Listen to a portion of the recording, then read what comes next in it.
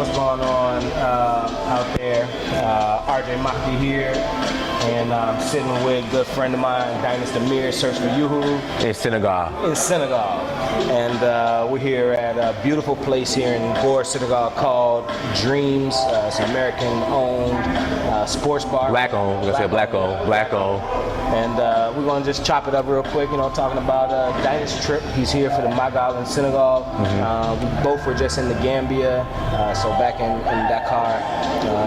How's your trip been so far, first of all? Man, it's been good. You know, went to Gambia for the first time, enjoyed that, connected with Blacksit, Juliet at Blacksit. So the most memorable part of the trip was went to Kunta Kinteh Island. So learned about roots and met the descendants of the family. So, you know, the descendants of Kunta Kinteh. So I enjoyed that. That was a great experience, man. Yeah. Great experience. At the Kunta Kinteh Island, like when you got there, do they have like some type of monuments or like what do they have there? I mean, well, when you go, they have like kind of like a museum that kind of breaks down slavery and the history of it as far as pertaining really to not just Gambia but all of Africa.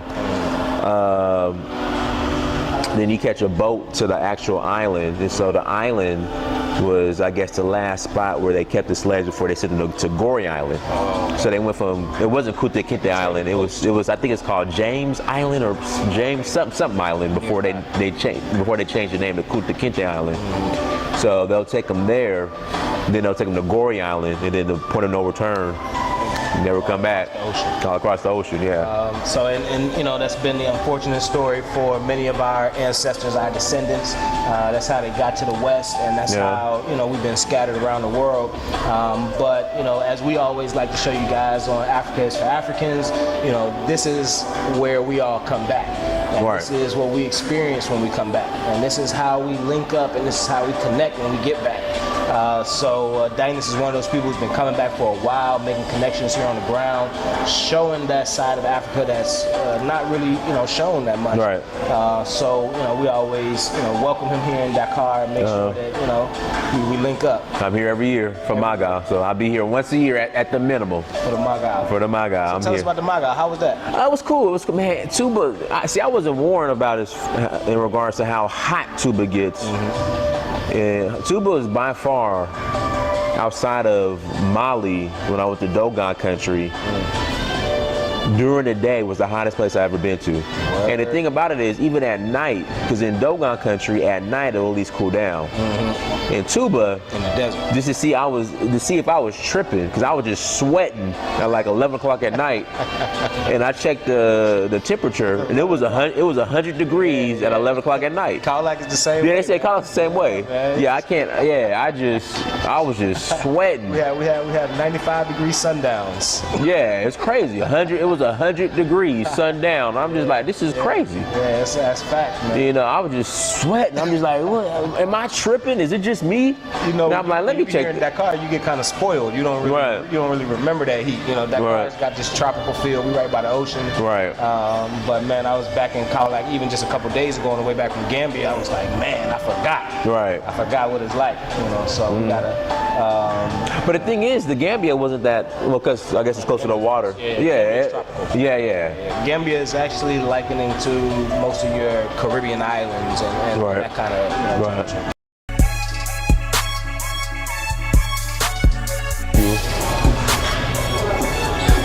Okay.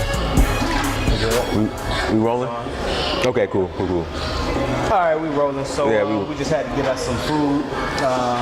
This place has probably the best American-style food that you can find here in Dakar. So see, everything, all the amenities you got in America. You want to come here? You want some macaroni, some chicken wings? You can get them. You can find it here in Senegal. Woo! Are they good? Jerk wings, yeah. Are they spicy? Yeah, they're spicy, but the jerk sauce is good. Now listen, they're real food. You see, real food, none of that hormones and steroids. In Africa, you get real food. Actual chicken. Real wings. So, and that's kind of what we want to show with our Africa Day event coming up, which is one of the things I wanted to talk to you about also. May 25th, which is Africa Liberation Day. Since 1963, you know, they've been celebrating that around the world. And this coming May, we're inviting, you know, the diaspora to come down and take part in that. For many reasons, not just, you know, as like a celebration or a party, but as a time to get together and actually unite around some issues. So that was one of the first things I want to ask you. What issues do you feel like here on the continent should we specifically take head on with Africa Day 2020? I think for those who choose to return, them being recognized as Africans officially on paper. So citizenship, passports, them, we deserve it. Especially those like this brother here. This is a black American that owns this. Sorry about that. This is a black American that owns this. So he's creating opportunities, he's creating jobs. Why not?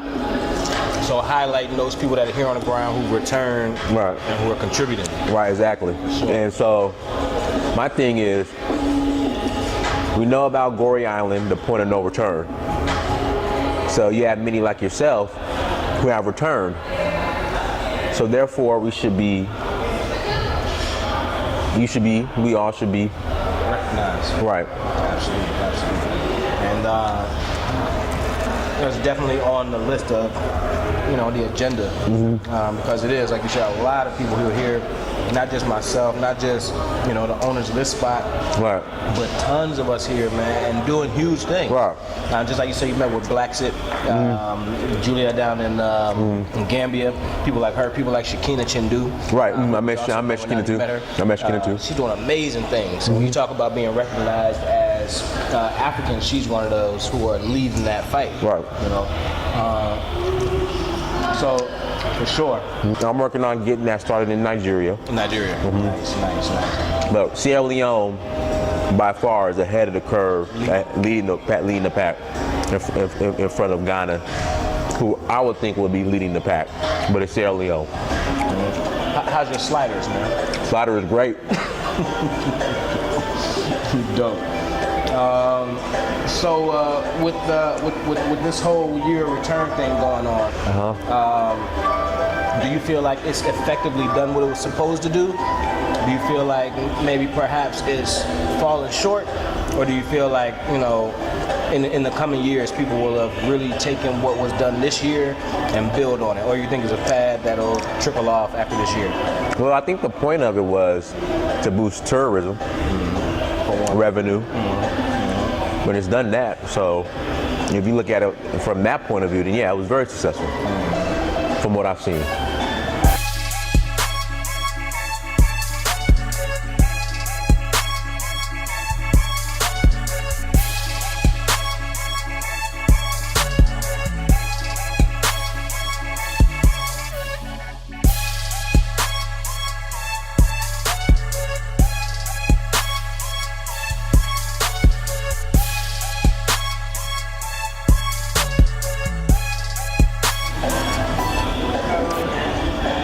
So we back, RJ Mahdi, Africa is for Africans. I'm sitting here with my brother Dynast Amir, Search for Uhuru.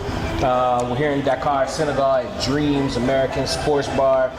Chowing down on some, I got some jerk wings here, fries. My man just killed his last slider. So yeah, we just chopping it up about things going on. Obviously this is the year of return. A lot of things going on in government and, you know, diplomatic relations, and especially with us from the diaspora coming home and getting integrated on the continent. I wanted to ask, you had a chance to sit down with Blacksit, and those folks in Gambia. What is, you know, what's now their position here? Like how are they maintaining, and how do you feel like they're being influential with their, you know, movement? I think just documenting firsthand experience of repats in their everyday life and what they're doing. I mean, that right there, just showing their narrative, that's very impactful. Same thing with what you do, same thing with what I do. You know, they have the restaurant. They're very involved. So I spent like 3-4 days with them. So they're very involved.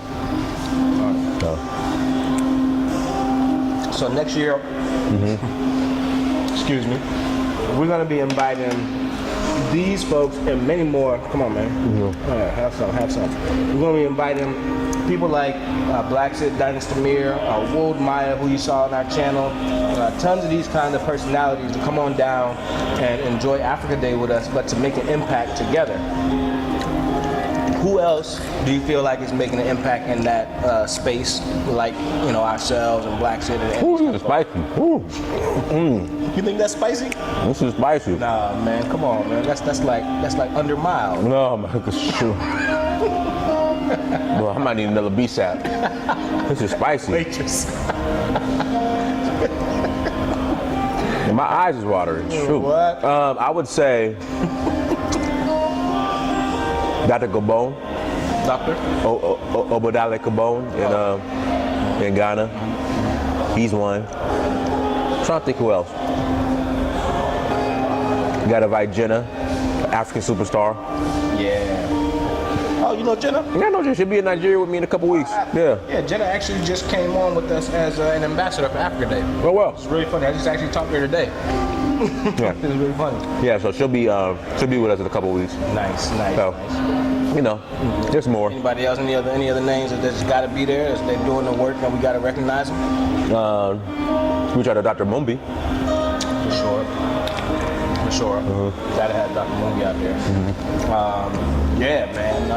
A lot of these folks are, doing the hardest work that there is to be done right now, and that's to just educate our people and, open our eyes to the possibilities of our homeland. And that's something that before, 4 or 5 years ago was like kind of non-existent. Like we couldn't find that kind of information. And now, we're all bringing it, man. Come on. Food is good. I had to bring you here, man. I literally ate this for lunch. Oh, you did? For lunch, and I was like, if Dynast comes, I gotta take him here. Like I would actually eat this twice in a day just to introduce you to it. Look. It's good. For sure. Shout out to the staff here at Dream, the owner Andre and his family. These guys put together a beautiful place here, and we'll be supporting them and coming through a lot. In fact, we're going to be using this space as one of the locations for our nightlife events during the Africa Day week of events. So we'll be hosting some different events here: an Afrobeat event, a Caribbean event, a Mbala event, which is like the cultural Senegal dance and music. So we'll be doing those here throughout the week of Africa Day. If you guys would like to come down and take part, make sure to go to our website, madeinafricaproject.com. Check out all the details, register, get booked in, and we'll see you here May 25th through 31st. My man Dynast Amir, welcome, man. Welcome. Appreciate it. As always, it's the first time on my channel. I've been on your channel like No, I was 5 on your times. channel before. Well, not officially. I was on there last year when we went to Ngor, to the island. I was kind of on there. Oh, but I didn't put that on my channel. That's on your channel. Was it? Oh, okay. I Yeah. think we had it on Facebook too. Yeah, we had it on Facebook, yeah. So your first time on Africa is for Africans. Appreciate it. I had you on here. We're gonna finish killing this meal right here. I already killed mine. His is done. I got a little more left. Until next time, y'all take it easy. Africa is for Africans. Peace.